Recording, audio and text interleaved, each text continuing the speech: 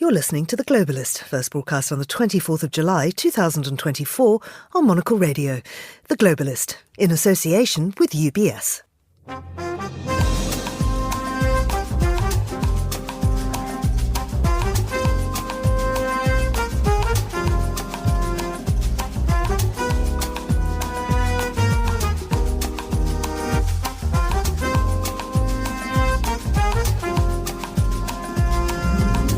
Hello, this is The Globalist, broadcasting to you live from Midori House in London.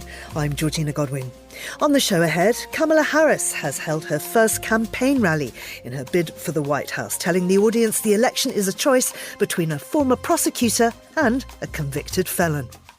We are not going back. We are not going back. Not going back. More on that story in just a moment. As some restrictions imposed after violent demonstrations in Bangladesh are lifted, we'll have an update on the situation there. Then, I'm Hannah Lucinda-Smith in Istanbul, and I'll be bringing you the latest on the rising tensions between Turkey and Greece in the Aegean Sea. Plus, we'll have a roundup of the papers, we'll check on the main stories coming out of the UAE, and we'll look ahead to the summer's main movie event as the lineup for the Venice Film Festival is revealed. That's all ahead here on The Globalist, live from London.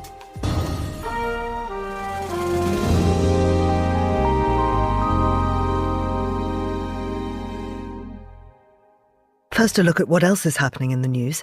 As Benjamin Netanyahu prepares to address the US Congress, Palestinian residents of eastern neighbourhoods of Khan Yunis in the southern Gaza Strip fled their homes on Tuesday as Israeli tanks advanced deep into the area after Israel ordered the population to evacuate. French President Emmanuel Macron said last night his outgoing government will remain focused on the Olympic Games in a caretaker role until mid-August, after which he will look into appointing a new Prime Minister. And the death toll from two landslides in southern Ethiopia has jumped to 229 and could rise further as the search for survivors and casualties continued into a second day. Do stay tuned to Monocle Radio throughout the day for more on those stories. Now, I took on perpetrators of all kinds. Predators who abused women, fraudsters who ripped off consumers, cheaters who broke the rules for their own gain. So hear me when I say, I know Donald Trump's type. Vice President Kamala Harris yesterday in Wisconsin, citing how her experience as a prosecutor and attorney general made her the best person to take on Trump. Now, she was speaking after collecting more than enough support from Democrat delegates to secure the party's presidential nomination. I'm joined now by the political risk analyst Charles Hecker. Many thanks for coming in, Charles. What was the spirit on show in West Allis, just outside Milwaukee yesterday?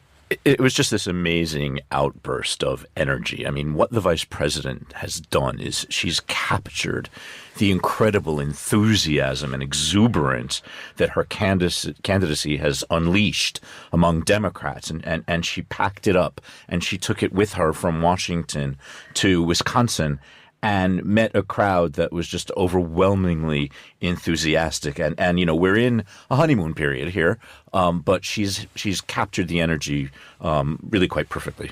And what was the gist of her speech? Well, it was a short speech, but she got to the point of a few political policy planks that she will take forward, and that is, of course, support for reproductive health, support for parental leave. She mentioned a few things about being a pro-union candidate, and then she repeated the lines that she uttered in Delaware about understanding President Trump and the kind of person that she is. And what she's done is she's sort of cast this campaign and her role in the campaign as a law and order prosecutorial candidate against somebody who's been convicted of breaking the law.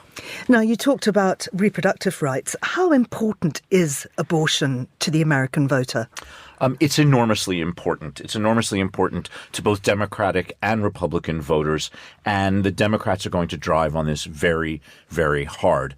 I think, in fact, what you will see as the campaign now genuinely unfolds is that we will hear about two things going forward in the election, and that is immigration from the Republicans and abortion from the Democrats. Vice President Harris has taken this on. She's always been supportive of reproductive rights, and this is going to be one of her leading messages. Of course, on immigration, that has been her brief as vice president, and she hasn't really done particularly well in that. The Republicans, of course, will be pointing that out. Well, that's right. In fact, when President Biden made her in charge of controlling the border with Mexico, there were some political observers at the time who saw this as him trying to sandbag her with a controversial issue that's extremely difficult to resolve. She is now meeting with her policy team and some members of the policy team that she's taken over from the erstwhile Biden candidacy. And she says she will soon be releasing her position on immigration, but she will have to respond to a strong onslaught of attacks from the Republicans on this topic. Now, why is Milwaukee and West Allis in particular an important place on the campaign trail? So this is really interesting, and it just shows you the absolute pinpoint accuracy that the candidates will have to campaign with over the next weeks and months. And that is that Wisconsin itself is a swing state. But a lot of Wisconsin, even within that swing status, has already made up its mind about how it's going to vote, with the exception of West Allis, among a few other suburbs of Milwaukee. And so what the Harris campaign did is they went straight to the heart of undecided voters that they have pinpointed in this suburb of Milwaukee to get them on side as quickly as possible. And I was struck just how vocal and enthusiastic the crowd were. It was the entire Democratic apparatus of Wisconsin, down to apparently school supervisory boards run by Democrats, welcomed Vice President Harris at her rally and turned out in droves. And you could just hear the chanting, the screaming, the applause. In a real turn towards expertise in retail politics, Vice President Harris actually really whipped this crowd up and had them absolutely in this sort of call and response format, basically eating out of the palm of her hands. And donors, too, seem to love her. Campaign funds have been rolling in. Can you tell us more about that? That's right. Vice President Harris, since she declared her candidacy and as that candidacy gained strength and support among the rest of the Democratic Party, is now looking at an absolute avalanche of recent campaign cash. She has raised more than $100 million since announcing her candidacy. This is a record in campaign financing, and anyone who is holding back or sitting on their wallet while President Biden was the candidate has absolutely released and opened up their bank accounts and their wallets, and they've sent that money to Vice President Harris. What high-level support is she attracting? I know George Clooney's a fan. That's right. And George Clooney is important not only for his visibility as a Hollywood movie star, but for his ability to sort of convene cash-raising supporters. So he gets the money together in these Hollywood gatherings. And I think now the entire balance of the leadership of the Democratic Party, including Hakeem Jeffries and Charles Schumer, who are the leaders of the Democrats in the House and in the Senate, have fallen in line behind her. It's been absolutely remarkable how quickly the party has coalesced around Vice President Harris, and the extent to which anybody who is at any time considered a potential rival in the candidacy has endorsed her. Now, after President Biden endorsed Harris to replace him at the top of the ticket, polls found very little difference between how she and Biden stacked up against Donald Trump. Have those figures moved at all after that campaign speech? There has been a snap poll conducted just over the past 2 days by Reuters and Ipsos, and there has been a change. There's been two important signals, and that is when Vice President Harris was a theoretical candidate, she was trailing Trump, but she was trailing Trump by less than Biden. Now that she is an actual candidate, soon to be ratified at the convention, she has reversed that difference, and now she is slightly ahead of President Trump. Her trailing and her leading are both within the margin of error, but these are very, very early days. This same poll, however, released quite an astonishing statistic, and that is that 56% of voters said that Harris was mentally sharp enough to be president. Only 49% of respondents said that President Trump had the mental acuity to be the next president. And really, quite shockingly, only 22% said that Biden had what it took. Are we any closer to knowing who Harris will choose for her running mate? It all has to be done within a matter of days. And it appears to be narrowing between three potential candidates. One of them is Governor Shapiro in Pennsylvania. Another one is Senator Kelly from Arizona. These are probably the two leading candidates. What the vice president has to do now is balance her ticket. And she's looking for somebody who will bring a swing state. And Pennsylvania is a massive swing state. Arizona is an important swing state, both with sort of powerhouse numbers of votes in the electoral college. And then also somebody who just sort of covers a demographic that she's going to need to reach out to. The vetting process is underway. It is being run by Eric Holder, the former Attorney General in the Obama administration. And the backgrounds are being checked, and the pictures are being airbrushed. When and how then, and whoever her running mate is, will they be officially nominated? Typically, the name is announced at or around the time of the convention. The issue here is that the Democrats want to try to nail down the Harris candidacy and make her official before the actual convention in Chicago. There's just a tiny little electoral detail that involves getting on the ballot in Ohio. And so the magic date to ratify the Harris candidacy is August 7th. She might want to announce by then. Otherwise, she'll announce on the convention floor. Now, I understand that Doug Emhoff, who's her husband, has replaced Jill Biden as the campaign's representative at a series of New England fundraisers next week. He was, however, apparently one of the last to know about his wife's change in circumstance. The spouse is always the last to find out. Yes, current second gentleman, Douglas Emhoff, is beginning to make his own campaign appearances and is also very vocally taking the issues to President Trump and to Vice President candidate J.D. Vance. And he is proving to be a very, very powerful campaigner. He is going to have to adjust to the potential of becoming the potential first gentleman. But hopefully she'll be doing her comms a little bit closer around the kitchen table. He was caught very much on the hop. He was at a spin class at his gym. And when he came to the end of the cycle, a lot of people from the gym crowded around him going, "So, how does it feel?" And he was like, "What?" And then saw, of course, his phone had just blown up. So. Spinning class is quite an apt analogy here. He's going to have to keep his cardio pretty high going forward. Absolutely. Charles Hecker, thank you very much indeed. This is The Globalist. UBS has over 900 investment analysts from over 100 different countries. Over 900 of the sharpest minds and freshest thinkers in the world of finance today. To find out how we could help you, contact us at ubs.com.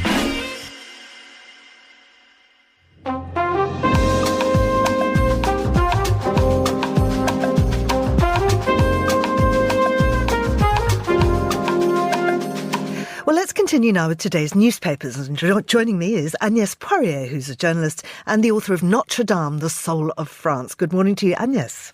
Good morning. Now, something we've been following in our headlines, this is that Macron has ruled out forming a new government until after the Olympics. Tell us more. Yes.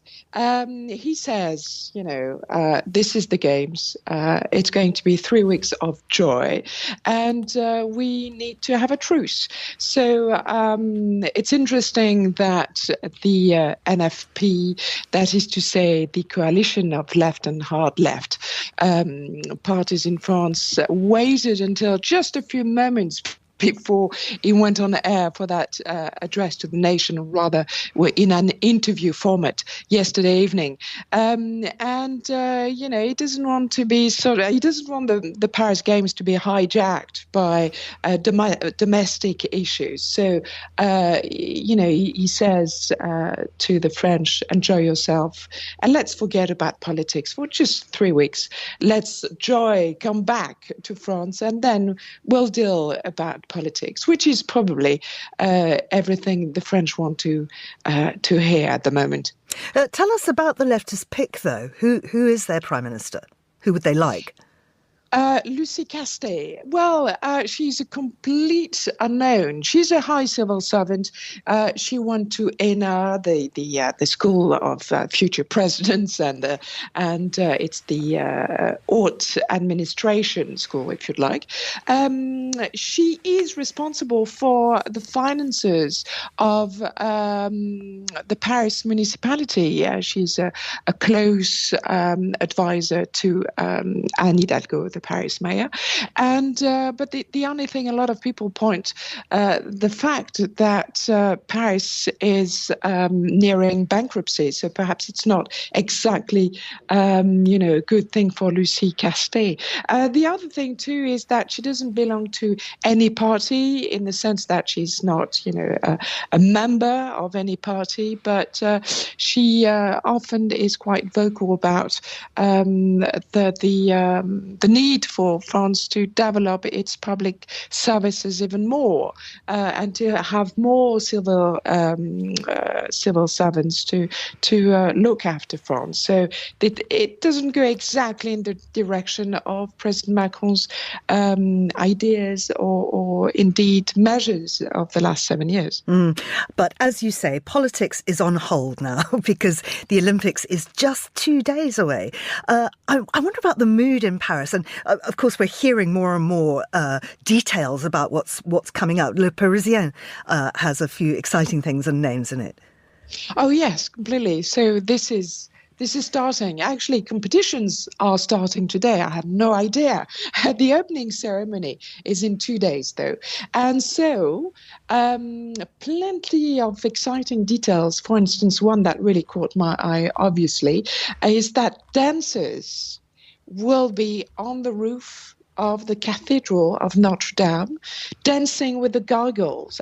I'll have to be explained how they are going to do that. But apparently, it's one thing that you will be seeing during that 4-hour-long ceremony. Skaters and bikers will be jumping across the Seine from left to right banks. I'd like to see that. We're talking about Céline Dion. She might be performing. In any case, she's arrived. She's in Paris. And so has Lady Gaga, who might be singing La Vie en Rose. And Aya Nakamura, the Franco-Malian singer, who is very popular and who lives in the States, will surely be doing something too. So we'll see. Look, I was also struck by a detail. The director of the ceremony, his name is Thomas Joly, will be assisted, or has been assisted all these years, of preparation by the novelist Leila Slimani and by the screenwriter of Call My Agent. So I don't know whether it will be a very funny opening ceremony. This is quite intriguing. That's fascinating. I'm going to call Leila straight after this. I had no idea she was involved. Great novelist. Do you want more details? I do. Okay, so there will be a tightrope walker, obviously, walking in the air between the two riverbanks. We don't know yet the identity of the last flame carrier, so I really wonder who they have thought about. I should have mentioned that before, but it's something we've talked on Monocle quite a lot. The opening ceremony, the first time, staged, not in a closed space of a stadium, but of a 6-kilometer stretch from the bridge of Austerlitz to the bridge of Jena. That is to say, it will be passing Notre Dame, it will be passing the Louvre, the Eiffel Tower, obviously, and there will be 12 tableaux, and one will include a tableau about the Mona Lisa. So, an intriguing detail. Sounds amazing. And of course, if it passes Notre Dame, you'll be able to see it from the window of your studio, from your little balcony there. I wonder, though, yesterday we were looking at the security risks around the Olympics, and Le Monde has a survey showing that a third of French are worried. Yes, I'm one of them. Yes, well, what is funny is that 36%, to be precise, of the French feel indifferent. 34% feel worried, that's me. 23% feel satisfaction, and 5% feel anger. Well, I'm surprised there are not more than 5% of the French feeling anger, because this is our default setting usually. Yes, the games are here. The competitions actually start today at 3 p.m. with two football matches: Spain versus Uzbekistan and Morocco against Argentina. 8.7 million tickets have been sold, which I'm told is a record. But if you're especially a fanatic of Olympic football, there are plenty more tickets, actually 1.2 million tickets left, and remains to be sold. So yes, the French have showed how grumpy they could be, but Le Monde is asking, when they are going to see their first French athletes winning gold medals, will they start smiling a bit? So Le Monde is saying, why don't we have 3 weeks of harmony for a change? And yes, why are you worried, and has there been an atmosphere shift within Paris? Well, I'm worried because it hasn't been done before, because it's incredibly ambitious, because there will be 3,000 dancers apparently dancing in mid-air. There will be 7,000 athletes on 85 boats, and the world has changed since the games were given to Paris. Terrorism and the war in Ukraine and the situation in Gaza and Israel. And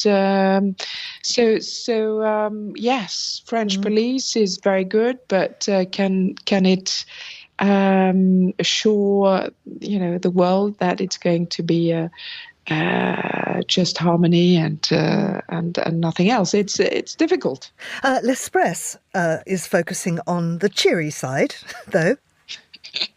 Yes, so the French are not that grumpy, because, the Paris Games really rely on the unpaid work of volunteers, and they needed 45,000 of them, really, to do everything, to just to be there. An army of volunteers. I've got a friend who for 2 weeks, it's just, she doesn't know what she's going to do. I mean, she was trained with on Zoom, actually, a few sessions on Zoom. But basically, she's just waiting for calls. She will be a chauffeur. She will be there to help tourists. She doesn't know in advance. She's really there to do what she's being told. But we learned this morning that 300,000 French people actually volunteered and applied. So you see, there is hope. Some people are more interested in the games than we think. Agnès, thank you very much indeed. That's Agnès Poirier there speaking to us from Paris. Now, still to come on the programme. 2 years ago, the name Arthur Fleck hit Gotham like a hurricane. The trial of the century. They believe Arthur Fleck to be some kind of martyr. Well, he's not. He's a monster. The lineup for the Venice Film Festival is announced, and that was The Joker too. This is The Globalist.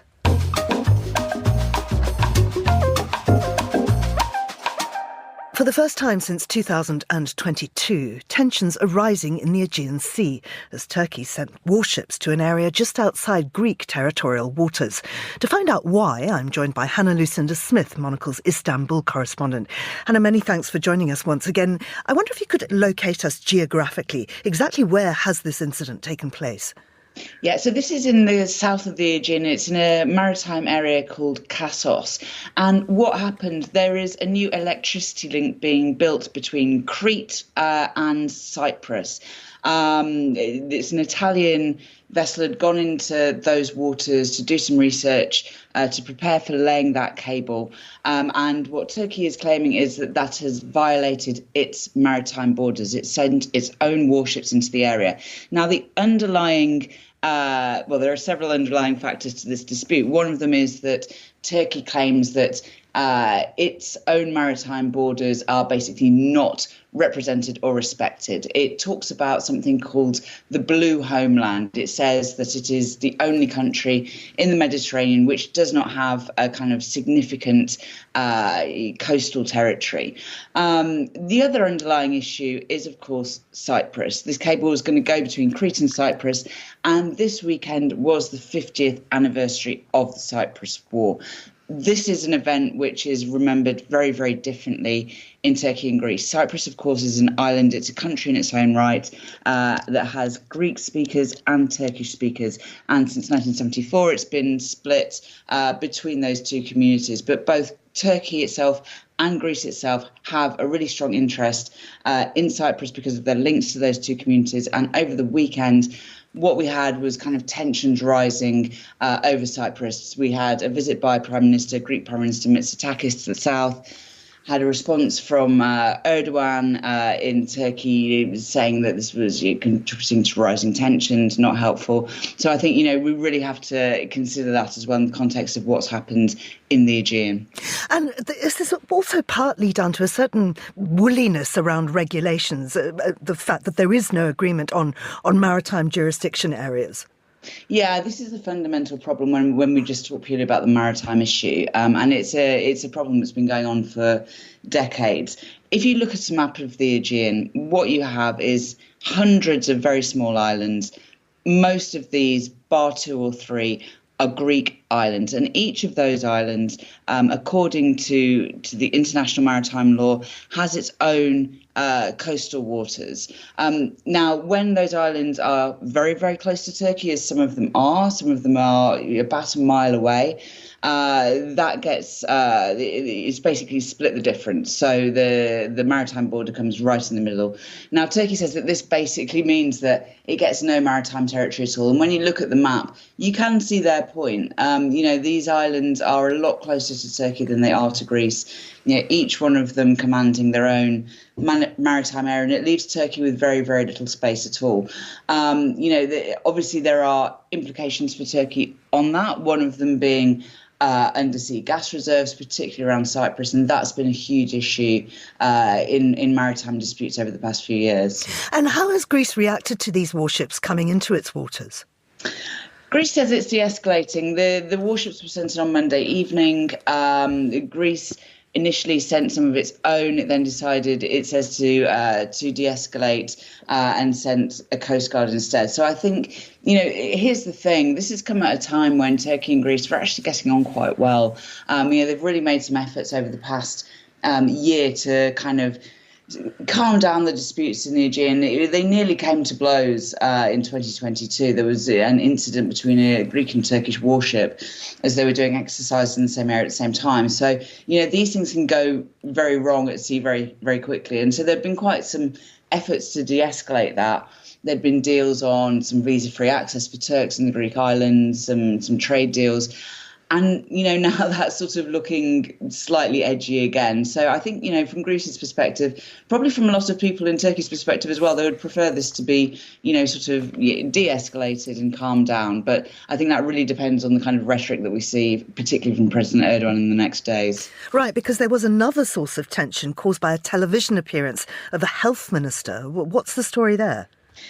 Yeah, so this again goes back to Cyprus. Back in 1974, very famously, if you ask any Greek or Turk or Cypriot about this, they will know about it instantly. Back in 1974, before the Turkish army launched its military operation, what the Greek Cypriots and the Greeks would call an invasion of Cyprus, there was a song played on the radio which said we could come suddenly in the night, and it was seen to be a kind of signal or a code or a warning, or perhaps even a celebration from the Turks. And it's something that, Turks, nationalist Turks, sometimes people in the Turkish government will sometimes say even now, 50 years on. This time it was a Greek minister saying it. It was Adonis Georgiades saying it on TV. He said, we have the F-16s and we could come to Ankara suddenly in the night. This, as you might imagine, did not go down well in Turkey. President Erdogan responded to it. And again, over this weekend, which was always going to be tense, it's something that, again, heightened tensions even more. And so how will this be resolved? As you say, it's a problem that's been going on for a long time. Is there need for better diplomacy?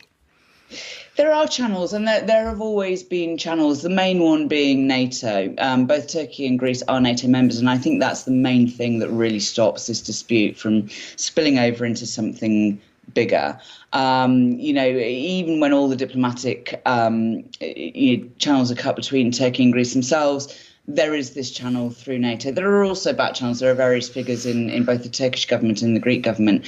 And I think, ultimately, it's not in either country's interest to have a major long-running dispute. The dispute that kind of reached its head in 2022 really had a very, very negative effect on businesses, particularly the kind of coastal businesses in Turkey and the tourism businesses in Greece, because they do a lot of trade. They have a lot of holidaymakers going for day trips on either side.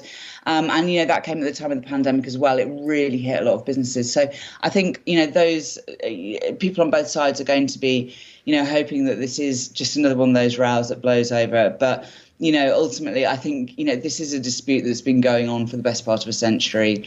It is something that the governments on both sides are able to kind of pull out the bag whenever they need something to sort of, rouse nationalist tensions a bit. In that sense, it can be quite useful to both sides. But, there is quite a lot at stake. When you start doing these kind of disputes and doing naval exercises, it as I said before, mistakes are very easy, and those can escalate quite easily. So there will be a lot of people looking at this and working for de-escalation. Hannah, thank you. That's Hannah Lucinda Smith in Istanbul.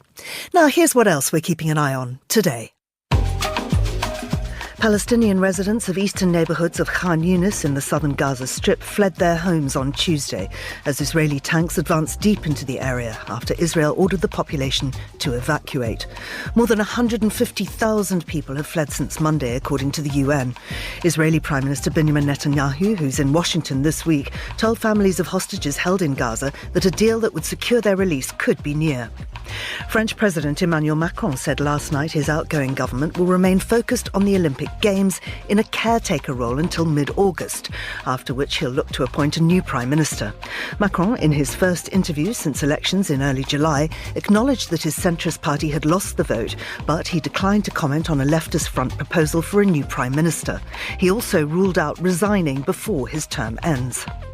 And the death toll from 2 landslides in southern Ethiopia has jumped to 229 and could rise further as the search for survivors and casualties continued into a second day, a government official said.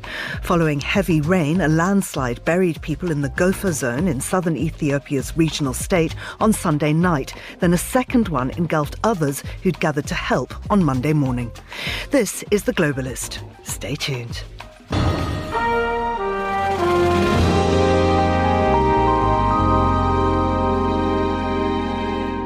Now, in Bangladesh, the Supreme Court has dismissed an earlier ruling that brought back controversial quotas, directing that 93% of government jobs will now be open to candidates on merit without quotas. The initial ruling led to violent protests on the streets in which more than 2,500 people were arrested. At least 174 people, including several police officers, had been killed. There was a curfew, military deployment and a nationwide internet blackout, though some restrictions have now been lifted. Well, Sohela Nazneen is a research fellow at the Institute of Development Studies and joins me now. Sohela, many thanks for coming here onto Monocle Radio. I wondered if you could briefly explain the quota system and why it's such a sensitive issue. Morning. Thank you for having me on the show.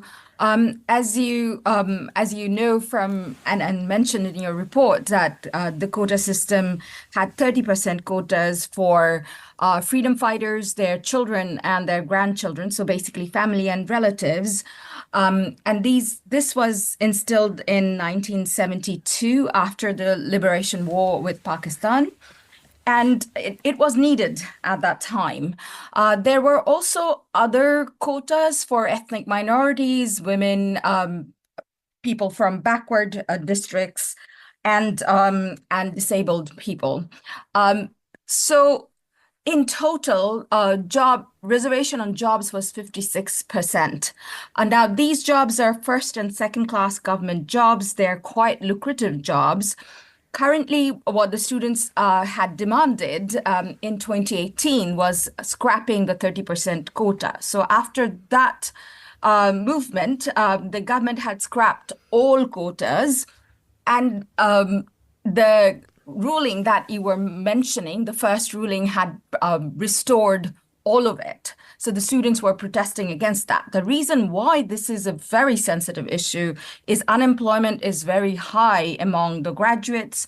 Bangladesh had done economically quite well, but in recent years, post-COVID, the economy is feeling the pressure. The jobs aren't growing, and basically, students are alleging that these quotas are used for nepotism. So they want the system to be open so they can compete on merit. So now that the ruling's been rolled back, are the protests ongoing? So the protesters have called a halt for 48 hours. And what I've seen in the international media, because as you know, there's been a media blackout from Bangladesh, is that they have extended it for another 48 hours in terms of halt and protesting. But what they're saying is there are particular demands that they want met. One is, of course, lifting the curfew. The other bit is lifting the communications blackout. Also, they're pointing out that there are students in jail who have been picked up over the weekend who need to be released.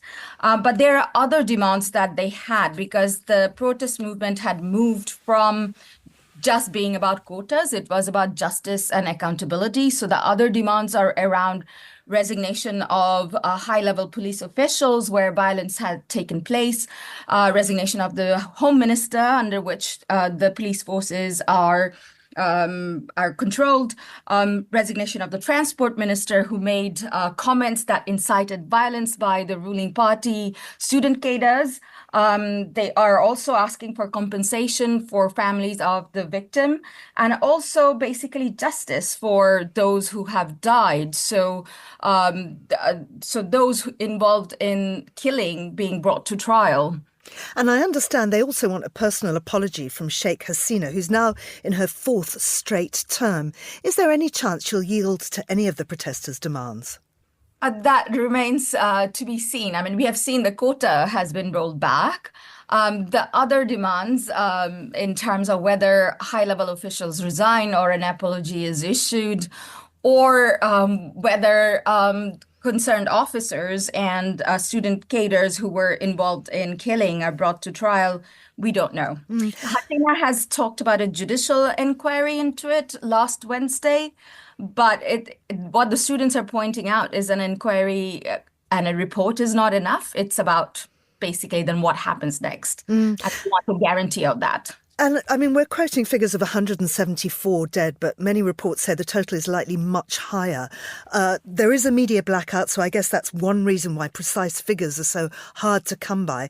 Do we have any idea what the correct amount might be and what hospitals are reporting in terms of injuries? So we really don't know. The numbers are likely to be higher. The other thing that I saw in the international media was basically the hospital officials at the hospital, those who work at the morgue, aren't talking about what are the figures, the exact figures to the journalists who are still on the ground. So, and a lot of dead bodies are not brought to the morgue because then releasing them, it becomes really difficult, and you do want to bury the bodies, right? Mm-hmm. Have there been any attempts by international organizations to stop the violence? Statements have been issued, including by David Lammy yesterday. The UN has issued statements, the US government has, but these are all statements, right? I don't know what could happen beyond that. We haven't seen any attempts in terms of attempting to talk or negotiate. And just finally, within the country, I mean, how can it now move forward? There does seem to be such a lot of ill feeling and such a big divide between the protesters and the authorities. Where next? That we really don't know. There are lots of moving pieces right now. So you saw attempts from the government side in terms of what offers of negotiation and let's sit down and all of that. You see a temporary halt in protesting, but then students are also very clear that if you leave the streets right now, or if you stop protesting without demands being met, then you probably will never have them addressed. And demands have gone beyond just the quota. It's about accountability. It's really hard to tell where this will go. Sohela, thank you very much indeed. That's Sohela Nazneen, and this is Monocle Radio.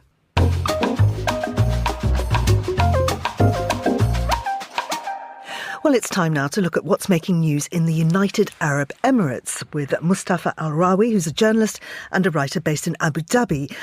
Mustafa, many thanks for coming on the show. We've been talking about Bangladesh and, of course, the very harsh government clampdown on the protesters in that country. But there's been a clampdown too in Abu Dhabi. Tell us what the national report's on this. Good morning. There's been sort of reports which kind of started last Friday that there had been incidents amongst Bangladeshis in the UAE related to this political turmoil in their home country. And the reports had said, and according to official statements from the public prosecutor, that the individuals had taken to the streets to protest what was happening back home. And they'd done so in a manner that had, caused unrest and had been against the laws of the UAE. And there was a very swift judicial process over the following few days. And then it was announced on Monday that a number of these individuals had been jailed and a further had been deported from the country because their actions had been against the law of the UAE. But the sentences handed out seem particularly harsh, much harsher than they would have got in Bangladesh. To be honest, the swiftness of the process has sent quite a clear message about what will be tolerated and what will not be tolerated in the UAE if you live and work here. And from my reading of the situation, that the harshness of the sentences, I think 3 people were jailed for life. For their role in what the public prosecutor has said has been essentially riots, that they were instigated by them. Now their defender, their lawyer said that this was not clear by the evidence, but the public prosecutor felt that there was enough evidence, and clearly the judges did too. Now this was sending a message of what is acceptable and what is not acceptable in the UAE. That's been made clear. Very, very clear indeed. Let's talk about mental health, because there is a big report about millions going into funding for schools and specialist centres offering care for people with mental health issues. So there was an announcement from the Dubai authorities for a $30 million mental health initiative, with the main object being providing greater access to mental health services for people living in the city. And in particular, this is part of a sort of wider push to enhance the quality of life of people living in the emirate. There is an acknowledgement of how lifestyles now need to include not just access to regular healthcare, but access to mental health services as well. And how is this going to roll out? What would be the priorities here? So first of all, screening for anyone who is suffering from mental health to increase the chances of catching this for people earlier, for them then to provide access. Another initiative is in schools to ensure that mental health is an important part of the school curriculum, the school days, and then thirdly, just in general, to provide better access to mental health services culturally in this part of the world, and maybe in other parts of the world as well. Mental health has not been something that's been discussed publicly. It's not necessarily something that the government would wade into, and so this really represents sort of the evolving nature of society and culture in the UAE in particular, that they understand that being successful isn't just about economic opportunity or otherwise, but also about ensuring that people have, that their mental health is in a good state too. Now, there was a survey done. I think 50 nations were evaluated, and it showed that the UAE has the 5th lowest number of trained psychologists practicing regularly. So obviously that's going to be a big barrier to accessing mental care. And I wonder how that can be overcome. In general, the healthcare system has been evolving and growing with the country in particular over the last 20 years. So the priority would have been sort of more straightforward healthcare, if you like. And now the emphasis will be on a more holistic approach where mental health is part of it. Now, obviously, practitioners, ensuring there is greater access to practitioners is also part of it. But with technology as well, is it just necessarily about access to a person, or is it also about access to remote services as well, awareness raising, education, for people to understand that it's okay to talk about it, it's okay to seek help. And then obviously there needs to be the actual help to be distributed too, which is to your point that over time there will be more practitioners in the country. Finally, let's go to the Farnborough Air Show, which isn't the UAE. Obviously, it's happening here in Britain. But what we do have news of is Qatar Airways, who've placed an order for an additional 20 Boeing 777-9 jets, which is very interesting because, of course, right now what we're seeing is people largely turning away from Boeing. Yeah, Boeing's had a difficult time of it with the recent ruling in the US about its practices, and in particular its record on safety in recent years. It's a long road back for the US plane maker to get everyone's trust. But the fact that Gulf airlines like Qatar Airways, Emirates, and the Gulf airlines are very active at the Farnborough Air Show, which is a set piece for the aviation industry this time of year, the fact they're showing confidence, let's say guarded confidence at least in Boeing, is very important for that company. Obviously, Boeing and Airbus are the two biggest plane makers, and for the health of the overall sector, as well as US manufacturing, it's very important that these orders continue. So now there's a fairly decent pipeline for this particular aircraft, the 777X, that Qatar Airways have ordered 20 more of, which is, a very good sign for Boeing.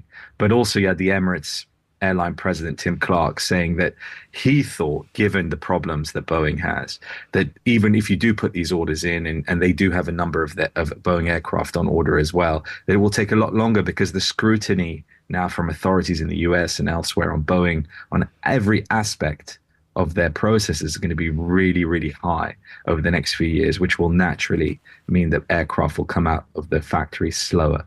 So yes, a good sign for Boeing, but very much the beginning of a long process. And I see that Qatar Airways is also the launch customer for some new freighter planes.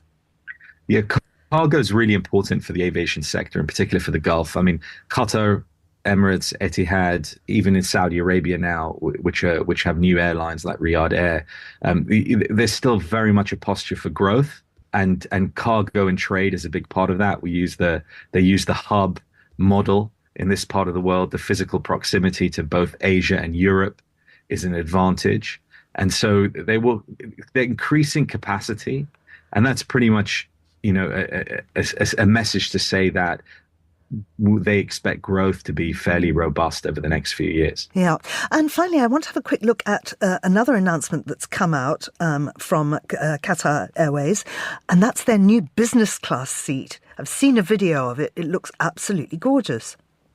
Well, I mean, Gulf carriers have set the standard for sort of in-cabin luxury over the last decade or more. So this is continuing the game. There's a lot of competition, obviously, between the Gulf airlines themselves, but also with European and North American and Asian carriers. So this will show again, once again, they're not sitting back and saying, you know, what we have is enough. They want to continue to evolve their offering, which is, I guess, good news if you're a business traveler and you can afford it. Absolutely. Mustafa, thank you very much indeed. That's Mustafa Al-Rawi there. And this is The Globalist on Monocle Radio.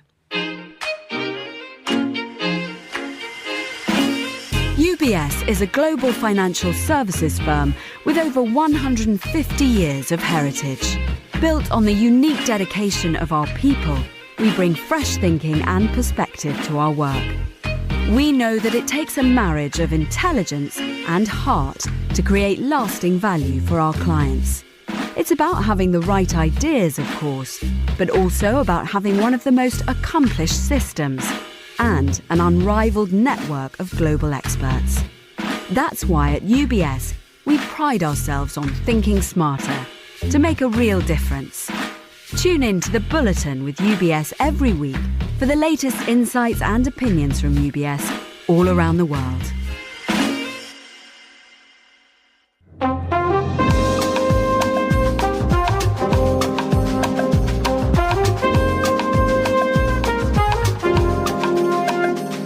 Now, the lineup for the 81st Venice Film Festival, which takes place in August and September, has been announced. Karen Krizanovich is a film critic. She joins me in the studio now to discuss this. Good morning to you, Karen. Good morning. I see we both got the memo. We're both wearing black. Yeah, so you look magnificent, as always. As do you. If only you could see us. If only you could. In all our 5 a.m. makeup glory. Karen, last year's event took place under the cloud of the SAG-AFTRA strike, and that prevented many stars from coming out in support of their movies. Are you expecting the festival to be up to full strength again? I expect it to be better than ever before. Alberto Barrera, who is the leader of the festival, and he's been there since the longest, I think since 2010, said that this is one of the biggest, starriest festivals that they've ever had in 81 years. Don't forget that Venice is the longest running festival in the world, longest continuous festival anyway. And being there last year, we were wondering when the strike happened, we thought, oh, there goes the festival. There's going to be nothing to do but see movies. There isn't going to be a red carpet. But they made the most of it, I have to say, last year.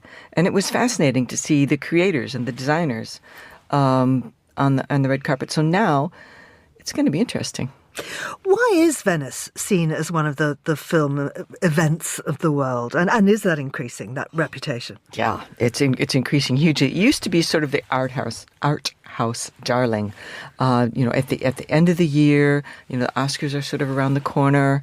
It's just before some of the big films are released for Christmas and Thanksgiving, at least domestically in America.